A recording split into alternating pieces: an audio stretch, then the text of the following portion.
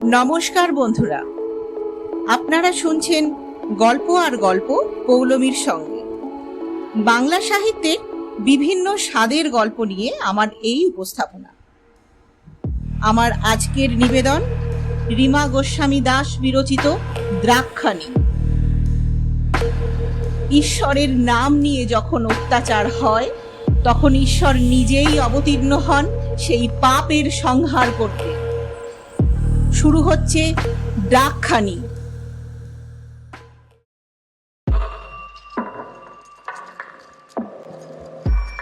দেবী দ্রাক্ষাণীর পুজোর মন্ত্র ধ্বনিত হয় মন্দির চত্বর জুড়ে।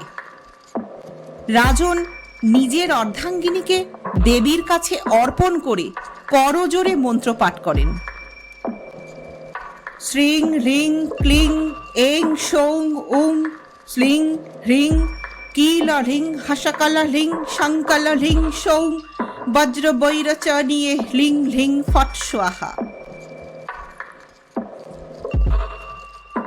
দেবী কেশীর মাথাটা যজ্ঞকুণ্ডে দেবার কিছুক্ষণের মধ্যেই ফটাস করে ফেটে ওঠে শব্দ করে, আর ভিতরকার তপ্ত ঘিলু এসে ছিটকে লাগে কাপালিক, পুরোহিত, কুলপুরোহিত একদন্ত ও রাজন ইন্দ্রাশিসের গায়ে। সকলের শরীরে বড় বড় ফোস্কা পড়ে যায়। রাজন ভাবে গান্ধার কন্যা মরে গেলেন, কিন্তু তারপরেও নিজের উষ্মা প্রকাশ করে দিলেন এভাবে। সকলের শরীরে বড় বড় ফোস্কা পড়াতে সকলেই জ্বলনে উহু উহু করতে লাগলো।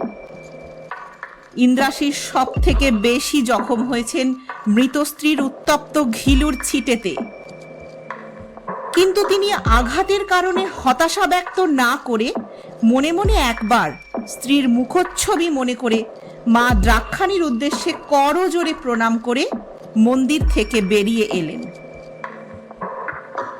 একটু আগেই রাজমহিষীর কর্তব্য পালনে দেবী কেশীকে যে যন্ত্রণার মধ্যে দিয়ে যেতে হয়েছে, তার কাছে এই পুড়ে যাওয়া ঘা কিছুই নয়। মন্দিরের বাইরে এসে রাজন দেখলেন দেবী কেশীর দেহটি নিয়ে উন্মত্ত পুরুষের দল নেচেই চলেছে। ভোর হতে এদিকে বেশি বাকি নেই, পুজো প্রায় শেষের দিকে। রাজন জলদগম্ভীর কণ্ঠে আদেশ দিলেন, তোমরা সকলে এবার শান্ত হও, আর সম্মানের সঙ্গে রাজমহিষীর দেহখানি লুর্নি নদীর ঝর্ণায় ভাসিয়ে দিয়ে এসো। প্রহর শেষ হয়ে আসছে। রাজনের আদেশের পর সকলে মিলে দেবী কেশীর দেহটি নিয়ে পালকিতে চাপিয়ে রওনা দেয় ঝর্ণার দিকে। রাজন শ্রান্ত ক্লান্ত হয়ে রাজকক্ষে চলে যান। এবার একটু নিদ্রার প্রয়োজন আছে। গান্ধার রাজ অসুস্থ হয়ে পড়েছেন মেয়ের মৃত্যুর পর, তাই রাজবৈদ্য তাকে ঔষধ সেবন করিয়ে ঘুম পাড়িয়ে দিয়েছেন। রাজন প্রতিবার বলির পরই ঘুমিয়ে পড়েন, কারণ সারাদিনের ধকল, আপনজনের মৃত্যু আর মদিরা সেবনের ফলে শরীর ক্লান্ত হয়ে যায়। তিনি জানতেও পারেন না যে রাজমহিষীর দেহ লুর্নি নদীর ঝর্ণায় ফেলার আগে কি তন্ত্র সেই মৃতদেহের সঙ্গে করা হয়। কুলপুরোহিত একদন্ত প্রতি অমাবস্যার শেষ প্রহরে মৃত রাজমহিষীর দেহ ঝর্ণার কাছের গুহায় নিয়ে যান এবং মৃতার সঙ্গে শারীরিক সম্পর্ক স্থাপন করেন। তারপর সেই মৃতদেহের উপরে বসে সব সাধনা করেন। সাধনা শেষ করে অন্ধকারের অপদেবতার কাছে 1 বছরের জন্য জীবন আদায় করে নেন কুলপুরোহিত একদন্ত। এখন তার বয়স আনুমানিক 200 বছরের বেশি। এর মধ্যে দ্রাক্ষ সাম্রাজ্যতে 4 পুরুষ রাজত্ব করে গেছেন। বর্তমান রাজন ইন্দ্রাশিস। দেবী দ্রাক্ষাণীর অভিশাপ প্রাপ্ত একদন্ত নিজের মৃত্যুকে আটকে রাখতে প্রতি বছর রাজমহিষীদের বলি দেওয়ান স্বয়ং রাজন দ্বারা। আদিপরাশর শক্তি কখনো নারীর রক্ত গ্রহণ করেন না। দেবীকে ওই অষ্টধাতুর মূর্তির মধ্যে আটকে রাখতে একদন্ত নারীর রক্ত সমর্পণ করেন, যাতে দেবী মূর্তি অপবিত্র হয়ে যায় ও দেবী দ্রাক্ষাণী বন্দী থাকেন মূর্তির ভিতরেই। এভাবে আর একটা বছর মাত্র একটি নরবলি দিয়ে তার উপরে সব সাধনা করে 1 বছর আয়ু বৃদ্ধি করেন একদন্ত। আর মাত্র একটি রোহিণী জাতা নক্ষত্রের বলি হলেই 201 বছর হবে তার বয়স এবং অমরত্ব লাভ করবেন একদন্ত। দেবী দ্রাক্ষাণীকে নিজের পায়ের তলায় রেখে দিতে সক্ষম হবেন তিনি। সেই কারণেই এবার রাজন ইন্দ্রাশিস এতগুলি বিবাহ করেও বংশবিস্তার করতে অক্ষম হয়েছেন। আর মাত্র একটি বিবাহ আর একটি বলি, তারপর দ্রাক্ষ সাম্রাজ্যকে প্রয়োজন নেই একদন্তর, প্রয়োজন নেই রাজন ইন্দ্রাশিস বা তার সন্তানকেও। এই রাজবংশ ভেবে এসেছে একদন্ত ঈশ্বরের এক দূত। হুঙ্কার দিয়ে চারদিক হেসে কাঁপিয়ে তুললেন একদন্ত। হতভাগ্য নারী দেবী কেশীর দেহটি ঝর্ণায় ফেলতে ফেলতে একদন্ত বললেন, এর পরের বার রাজমহিষী কেবল নয়, রাজা ইন্দ্রাশিসও বলি চড়বে। দেবী দ্রাক্ষাণীকে আমি লুপ্ত করে দেব এই জগৎ সংসার থেকে। আগেই তার পুজো পদ্ধতি আমি নিষিদ্ধ করে দিয়েছি, ঘুচিয়ে দিয়েছি সব। এবার এই দ্রাক্ষ বংশকে ঘুচিয়ে পৃথিবীর অধীশ্বর হব আমি। দেবী দ্রাক্ষাণী যদি রক্ষা পেতে চান তো তাকে আমার বশ্যতা স্বীকার করতেই হবে। রাজন ইন্দ্রাশিস থেকে তার পূর্বজ সকলেই আমার অঙ্গুলি হেলনে চলেছে, আর আমার মন্ত্র ওদের এমন বশ করে রেখেছে যে কোনটা ঠিক আর কোনটা ভুল সেটা বোঝার ক্ষমতা নেই ওদের। একটা ব্যাপার খেয়াল রেখে চলতে হয়েছে আমাকে সর্বদা, যাতে কোনো রাজন তার মহিষীকে এমন পর্যায়ে ভালো না বেসে ফেলেন যে আমার অপশক্তি তাদের ভালোবাসার কাছে হেরে যায়। কারণ যেখানে প্রেম সেখানেই দেবী দ্রাক্ষাণীর উপস্থিতি। এদিকে রাত শেষ হয়ে ভোর হয়েছে। রাজমহল পুনরায় সেজে উঠছে, কারণ 5 দিন পরেই নতুন রাজমহিষী আসবেন এই মহলে। এবার আসছেন এই সাম্রাজ্যের এক কন্যা, ভূমিকন্যা দেবী উর্মিমালা। রাজন গান্ধাররাজ ও তার পুত্রদের উপঢৌকন দিয়ে বিদায় জানিয়েছেন। যদিও গান্ধাররাজ এমনই বিমর্ষ হয়ে পড়েছেন যে রাজন ওর চোখ দেখেই অনুমান করেন যে ওর আয়ু আর বেশি বাকি নেই। রাজন ভুলতে পারছেন না দেবী কেশীর মুখ, তার নূপুরের নিক্কণ শরীরের সুবাস। দেবীর উদ্দেশ্যে প্রণাম জানিয়ে রাজন মনে মনে বলেন, কেন মা, কেন এই নিয়ম? এই সাম্রাজ্যের মা তুমি, হে আদি পরাশর শক্তি। তুমি কি এই রাজমহলে কোনোদিন জীবিত রাজমহিষীদের স্বাভাবিক আনন্দের সংসার উপহার দেবে না? আর কত কত হত্যা করব এই 2 হাত দিয়ে। কেশীর উত্তপ্ত ঘিলু ছিটকে যে দগদগে ঘা আমার শরীরে হয়েছে সেটা তো কয়েকদিন পরেই সেরে যাবে, কিন্তু মনের ক্ষত মা, তার কি হবে? মনের চিন্তার জট কেটে যায় গম্ভীর এক কণ্ঠের আওয়াজে। পিছনে দাঁড়িয়ে আছেন কুলপুরোহিত একদন্ত। রাজন ঘুরে তাকান একদন্তর দিকে। প্রতিবার রাজন আশ্চর্য হয়ে যান এটা দেখে যে দেবী দ্রাক্ষাণীর বাৎসরিক পুজোর পরের দিন যেন খুব দীপ্তিময় হয়ে যান একদন্ত। তার বয়স যেন কমে যায় নিমেষে। একদন্ত রাজনকে বলেন, উর্মিমালা নাম তার রাজন। আপনার মহিষী হবেন উর্মিমালা। তিনি আর আপনি আজ একসঙ্গে দুপুরের ভোজন করবেন। বিবাহের পূর্বে এটাই আপনাদের প্রথম ও শেষ দেখা। তারপর আজ থেকে 5 দিন পরে দেবী দ্রাক্ষাণীর সামনে আপনি বিবাহ করবেন রোহিণী নক্ষত্র জাতা নারী উর্মিমালাকে। রাজন ইন্দ্রাশিস বিমর্ষ হয়ে পড়ছেন দেবী কেশীর পোশাক সহ অন্যান্য ব্যবহার্য বস্তুগুলি দেখে। তাই তিনি আদেশ দিলেন দাসীকে, দেবী কেশীর সকল জিনিসপত্র ও অলংকার যেন সাম্রাজ্যের দক্ষিণী নারীদের মধ্যে বিলিয়ে দেওয়া হয়। দাসী নত মস্তকে বলেন, ধৃষ্টতা মাপ করুন রাজন, কিন্তু এই সকল মূল্যবান গহনা ও পোশাক কেউ নিতে চায় না। রাজন অবাক হন, এত মহার্ঘ পোশাক ও গহনা কে না নিতে চাইবে? দাসী বলেন, সাম্রাজ্যের নারীরা বলেন যে রাজমহিষীর থেকে দুঃখী আর কেই বা ছিল। বলি প্রদত্তা নারীর গহনা কেই বা নেবে? সকল আশা জলাঞ্জলি দিয়ে তিনি যে কষ্টের মৃত্যু পেয়েছেন তাতে ওনার ব্যবহার্য দ্রব্যকে অভিশপ্ত বলে মনে করা হয়। রাজনের ভিতর থেকে একটা হাহাকার বেরিয়ে আসে নিঃশব্দে। তিনি বলেন, বেশ, তবে এগুলো অন্যত্র সরিয়ে দেওয়ার ব্যবস্থা করা হোক। কুলপুরোহিত একদন্ত আসেন রাজনকে নিয়ে যেতে। বিশেষ পাক তৈরি করা হয়েছে ওনার জন্য।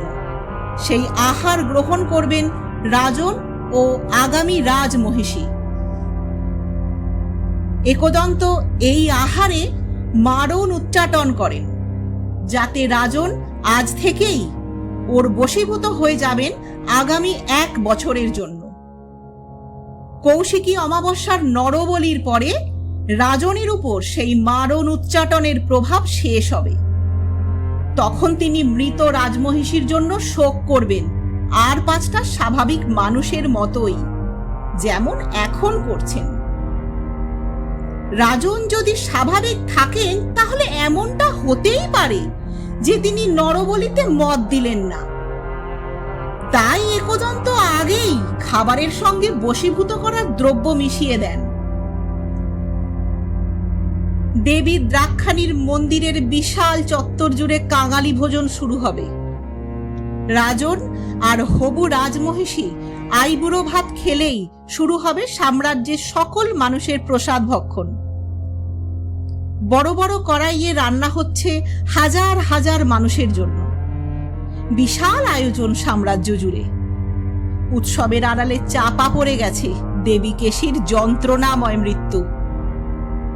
গান্ধার রাজন ইন্দ্রাশিসের কাছে বিদায় নিয়ে পথে এগিয়ে যাবার কিছুক্ষণের মধ্যেই অসুস্থ বোধ করেন। দ্রাক্ষ সাম্রাজ্যের বাইরে বেরিয়ে কিছুটা যেতেই পথে মৃত্যুর কোলে ঢলে পড়লেন গান্ধার রাজ। ওর পুত্ররা অবশ্য খুব একটা ব্যথিত নয়, কারণ রাজন ইন্দ্রাশিস তাদের বিপুল পরিমাণ মোহর দান করেছেন, সঙ্গে 1000 তেজি ঘোড়া ও কিছু কৃতদাস। পিতা ও ভগিনীর মৃত্যু গান্ধার রাজকুমারদের জন্য অতি সৌভাগ্যসূচক বলেই মনে হয়। কেশীর জন্য একটুও কষ্ট হয় না তার দাদাদের। বনের বিনিময়ে বহু কিছু দিয়েছেন জামাতা রাজন ইন্দ্রাশিস। এখন রাজ সিংহাসন কে পাবে সেই নিয়েই 3 ভ্রাতার মধ্যে বিতর্ক বেঁধেছে। যদিও গান্ধার রাজের মৃতদেহ পড়ে আছে হাতির হাওদার ভিতরেই। অর্থ ও ক্ষমতার লোভ এতটাই ভারী যে আত্মীয়তা ও অনুভব নামক শব্দ দুটি খুবই হালকা লাগে সেই লিপ্সার কাছে। রাজন ইন্দ্রাশিস দেবী দ্রাক্ষাণীর মন্দিরে উপস্থিত হলেন। ওদিক থেকে আসছে ওনার আগামী মহিষী উর্মিমালা। উদ্ভব চাষার বউ মুগ্ধা কেঁদে কেঁদে মেয়েকে সাজিয়ে দিয়েছে মরণ ফাঁদে পা রাখার জন্য। ওদের কাছে তো মহামূল্যবান রত্নখচিত স্বর্ণালঙ্কার নেই, তাই উর্মিকে মুগ্ধা সাজিয়ে দিয়েছে ফুলের অলঙ্কারে। মাথায় সাদা রঙের ফুলের টায়রা, কানে সাদা রঙের ফুলের ঝুমকো, হাতে ফুলের বলা ও গলায় ফুলের হার ও ফুলের কোমর বন্ধনী। সাধারণ ছালের শাড়িতেই অপরূপা লাগছে উর্মিকে। আজ থেকে বিবাহের দিন পর্যন্ত শেষ সে থাকবে তার মা বাবার সঙ্গে। বিবাহ সম্পন্ন হওয়া মাত্র তাকে বৈভবের রাজমহলেই থাকতে হবে মৃত্যুর দিন পর্যন্ত। তবে রাজবৈভব ভোগও যদিও বেশি দিন নয়, মাত্র 1 বছরের। উর্মিকে নিয়ে দেবী দ্রাক্ষাণীর মন্দিরে পৌঁছে যায় উদ্ভব ও মুগ্ধা। রাজন দেখেন উর্মিকে। ওর চোখের পলক কিছুক্ষণ পড়া বন্ধ হয়ে যায়।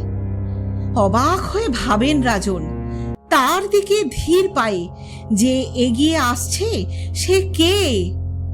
সে যে অবিকল দেবী দ্রাক্ষাণী। একদন্ত বলেন, রাজন, ইনি হলেন দেবী উর্মিমালা। ইনি আগামী বছরের নরবলির যোগ্য নারী। একদন্তর কথাগুলো বিঁধে যায় যেন রাজনের বুকে। এত সুন্দর একটা ফুলের মতো মেয়েকেও আগামী বছর মরতে হবে? রাজন ধীর গলায় বলেন, কুলপুরোহিত মহাশয়, একটা উপায় বের করুন। আর কত হত্যা করব এই 2 হাত দিয়ে? দেবী কেশীর শেষ উপহার এই হাতের দগদগে ঘাগুলো যেন আমায় উপহাস করছে। আর কত মহিষীর রক্ত ঝরিয়ে দেবীকে তুষ্ট করব বলতে পারেন? অসম্ভব হয়ে উঠছে আমার পক্ষে। একদন্ত মনে মনে হাসেন, ভাবেন আর পারার দরকার নেই, আর মাত্র একটা বলি। তারপর রাজন আপনারও ছুটি, জন্মের মতো। মুখে অবশ্য একদন্ত বলে, রাজন, কোনো উপায় যদিও নেই তবুও চেষ্টা করব। উর্মি মন্দিরে পা রেখেই শুয়ে পড়ে টান টান হয়ে। দণ্ডি খাটতে খাটতে ও এগিয়ে যায় গর্ভগৃহের দিকে। খুব আস্তে আস্তে মন্ত্রোচ্চারণ করতে করতে উর্মি দেবীর কাছে এগিয়ে যায়। রাজন কান পেতে শোনেন উর্মি বলছে, আয়ুর দেহি যশো দেহি ভাগ্যং ভগবতী দেহি মে, ধনং দেহি পুত্রান দেহি সর্বকামশ্চং দেহি মে। রাজন অবাক হয়ে যান। এক সাধারণ চাষী কন্যার এই শ্রদ্ধা ও ভক্তি দেখে দেবী দ্রাক্ষাণীর বলি প্রদত্ত যে, তার জন্য এত নিষ্ঠা। মন ভরে মন্ত্র বলছে মেয়েটি। রাজন মনে মনে দেবী দ্রাক্ষাণীর উদ্দেশ্যে বলেন, হে আদি পরাশর শক্তি, তুমি যদি চাও সব সম্ভব। তুমি এই কন্যাকে রক্ষা করো মা। একদন্তের ধারণা ছিল না কাকে তিনি নির্বাচন করেছেন নিজের অসৎ কার্যসিদ্ধির জন্য। এই কন্যার মধ্যেই আছে দ্রাক্ষাণীর শক্তি, আর কন্যাই বিনাশ করবে সব পাপ। খর্ব হবে ন্যায়ের কাছে অন্যায়। কারণ উর্মিমালা কেবল রোহিণী নক্ষত্র জাতাই নয়, সে আদি পরাশর শক্তির এক ভাগ। দণ্ডি কেটে উর্মিমালা পৌঁছলো দেবীর কাছে। মাথা নিচু করে তাকে প্রণাম জানিয়ে সে উঠতে যাচ্ছিল। এমন সময় সে আবার নিজের কপালের কাছে সেই অস্বস্তি অনুভব করল। এর অর্থ কিছুক্ষণ পরেই উর্মিমালার কপালে ফুটে উঠবে তৃতীয় নয়নের ন্যায় একটি চিহ্ন। সে জানে তার মা বাবা মন্দিরের বাইরে অপেক্ষমান। তারা চাষা, তাই গর্ভগৃহে প্রবেশের অনুমতি নেই তাদের। এখানে উপস্থিত আছেন কুলপুরোহিত একদন্ত ও রাজন রাজ চক্রবর্তী ইন্দ্রাশিস। উর্মি মাথা তুলতে পারে না। সকলের সামনে এই রহস্য উন্মোচিত হয়ে যাবে ভেবে। অথচ কতক্ষণই বা পাথরের মেঝেতে মুখ গুজে থাকা যায়। সকলে এই রহস্য জেনে ফেললে হয়তো আর 1 বছরও বাঁচতে হবে না তাকে। তার আগেই হত্যা করতে পারেন ওকে রাজন।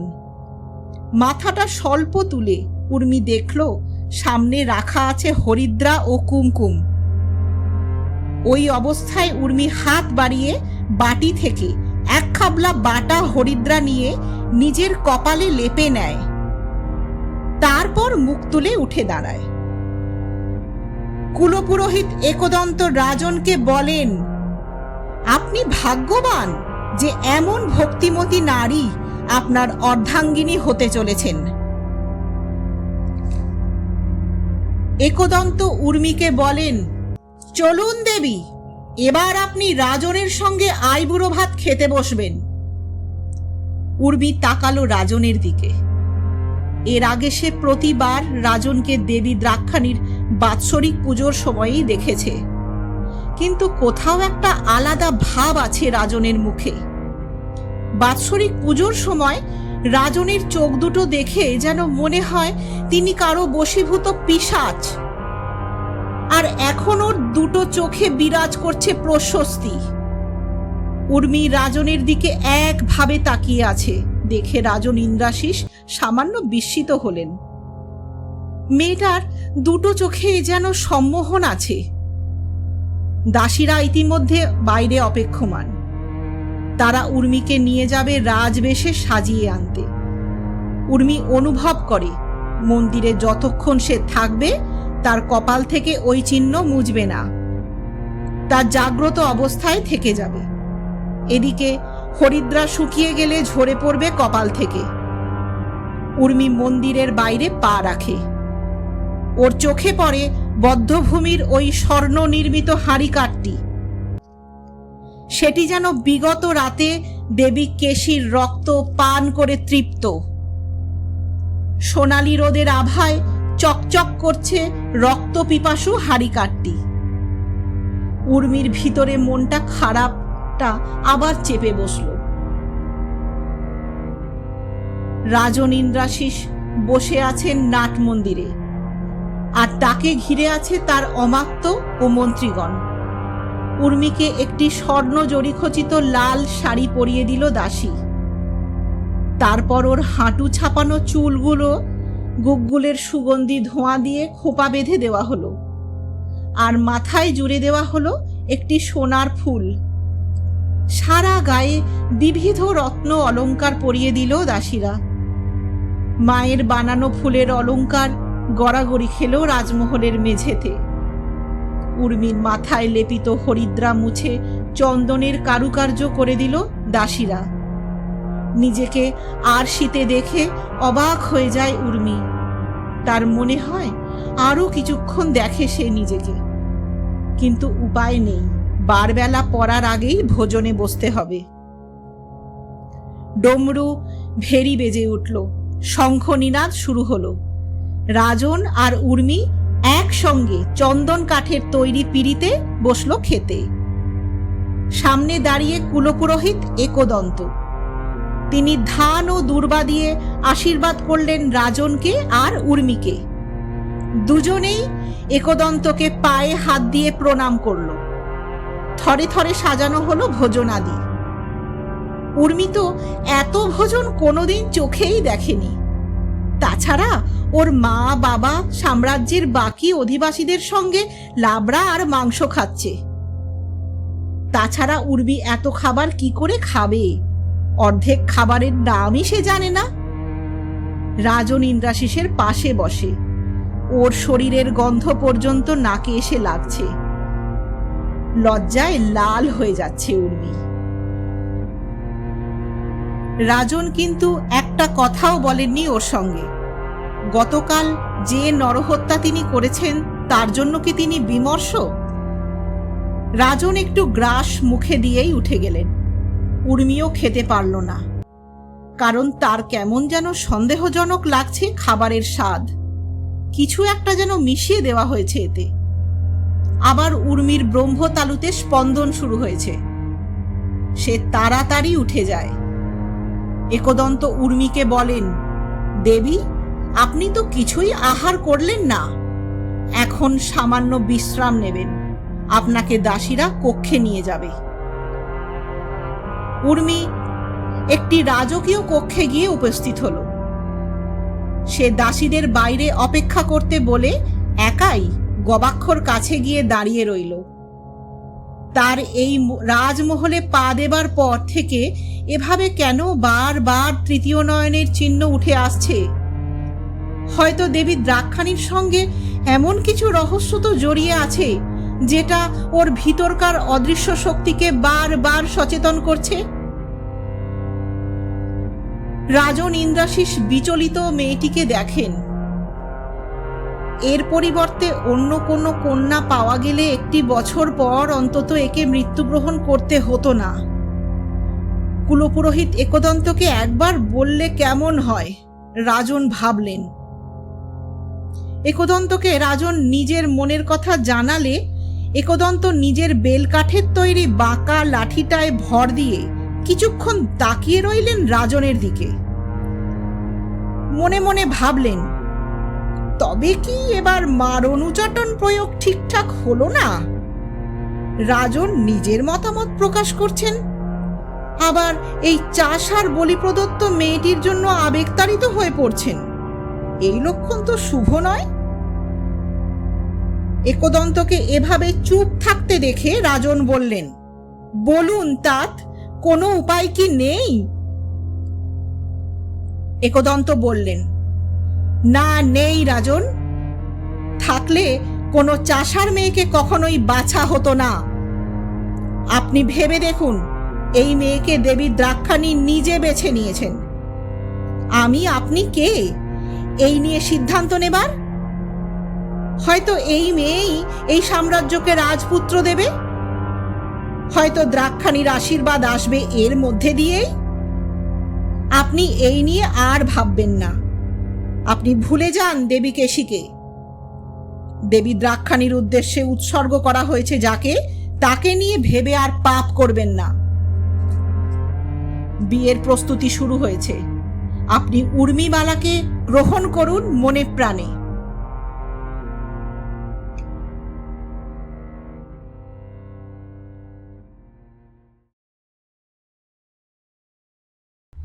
শুনছিলেন রীমা গোস্বামী দাসের লেখা জনপ্রিয় উপন্যাস দ্রাক্ষাণী, দ্বিতীয় পর্ব। পরবর্তী কাহিনী জানার জন্য শুনতে থাকুন গল্প আর গল্প পৌলমীর সঙ্গে। শেষ হলো দ্রাক্ষাণীর দ্বিতীয় পর্ব।